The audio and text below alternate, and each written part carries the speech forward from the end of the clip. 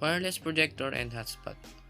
Wiring a projector can quickly turn into a tangled mess with a video cables, power cords, and internet cables. The ZTE Pro 2 kills cables. Altogether, it's portable 4G LTE hotspot, Android device, and wireless projector in one. The size of a book, TUS Pro 2 has 5-inch touchscreen that runs the full Android OS, meaning you can project any app such as Netflix and Instagram. This device can also provide internet for up to 10 devices. The smallest 4K action camera. The most popular action camera now shoots 4K video and it's still just the size of Zippo lighter. The Hero 4 Black records ultra high definition video at 30 frames per second and HD video at 120 frames per second, fast enough to detail slow motion. The camera pairs with an app that lets users frame shots or review footage on the go. The GoPro Hero 4 Black has also been used to film parts of the feature film The Martian. And if it's good enough for that, it's probably good enough for you. Skorsky Aircraft S-97 Rider. Designed by Skorsky as an attack and transport vehicle for the US military, the S-97 Rider has a top speed of 276 miles per hour, nearly twice that of a conventional helicopter. It's also quicker and climb higher as a smaller turning radius and thanks to a rigid coaxial rotor and pusher propeller. It's more precise and maneuverable. The full-size vehicle, which can carry 2 crew members and 6 soldiers, took its maiden flight this May. DHI Parcel Copter. In late 2014, shipping company DHL began making several deliveries a day to the remote North Sea island of Juice, Germany, dropping off medical supplies and other necessary goods. And for the first time in a real-world program, autonomous flying drones performed the work. The parcel copter persisted even in high winds, rain, snow, and cold temperatures. The pilot program proved that in case emergency, deliveries needn't rely on pre-scheduled human-operated services. Tryfan 600. For the executive who was everything, now there's the Tryfan 600, an airplane and helicopter in one. The 6-seat concept will use 3 deducted fans to rise vertically like a helicopter.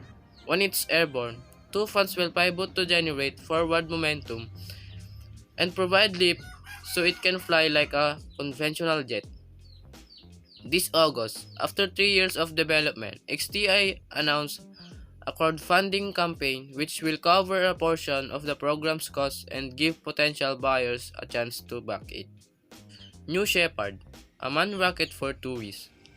Blue Origin's launch of a New Shepard in April marked the first successful test of a vertically launched vehicle to lift tourists and researchers into suborbital space. The crew capsule separated from its booster as planned and parachute safely back to Earth. The booster is designed to be reusable too, though hydraulic failures prevented it from sticking the landing. Blue Origin has made New Shepard's BE-3 engine available for licensing, which means other companies could also use it to get off the ground. InRad optics is steel beam crystals. Steel beam crystal is stable, safe and glows purple, scintillates technically when it is in presence of radioactive materials such as plutonium. Steel beam's stellinating abilities were discovered in 1940s, but optics manufacturer InRad's commercial version has just started appearing in prototype Homeland Security detection device.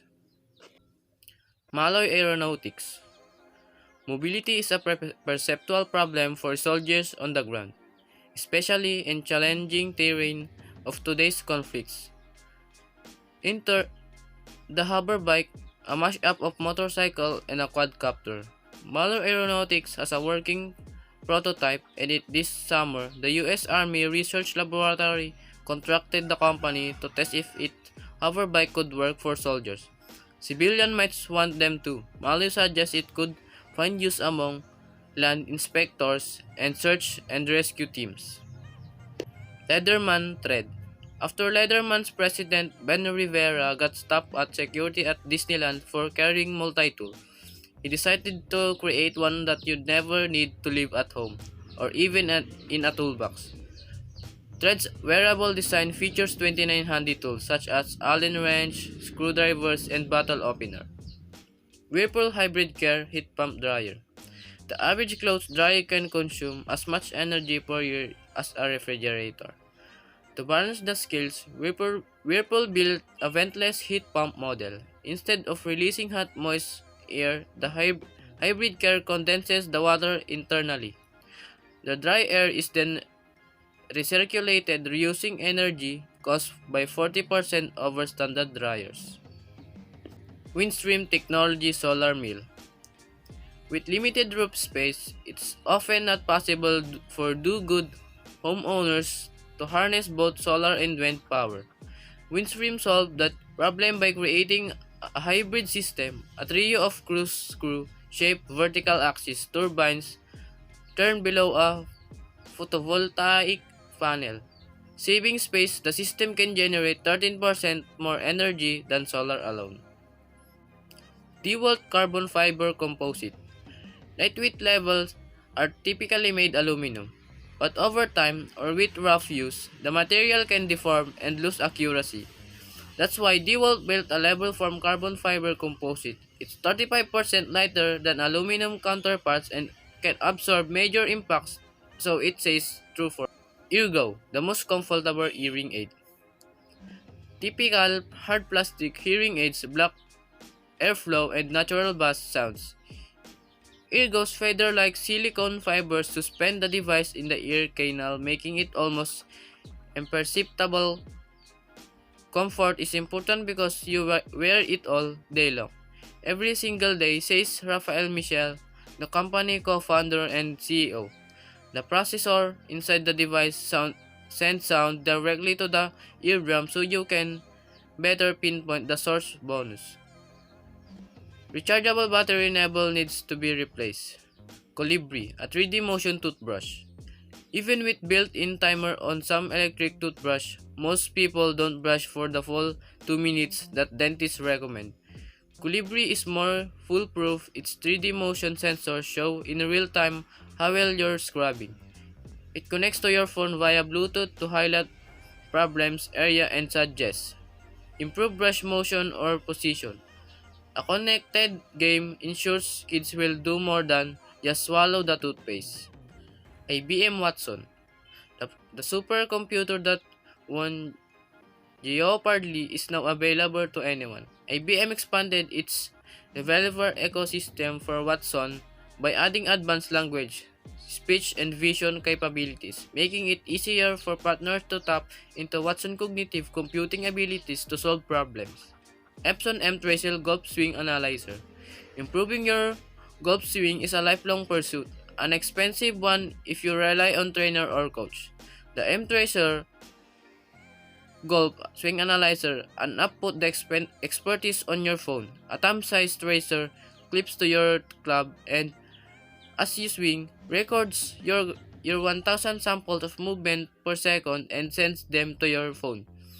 The resulting 360-degree 3D image reveals club speed, attack angle, and more.